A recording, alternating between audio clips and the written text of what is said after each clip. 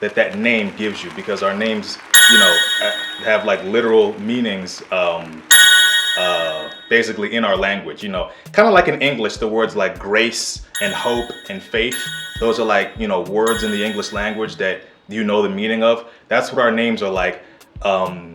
The only thing is that in addition, they're kind of like phrases or sentences and things like that, and like just hidden deeper meanings. So again, share this with anyone who would be interested, and comment down below and let me know what you think about this series. Thanks a lot for supporting this YouTube channel that highlights Igbo, Nigerian, African names. Take care, and I will see you in the next video.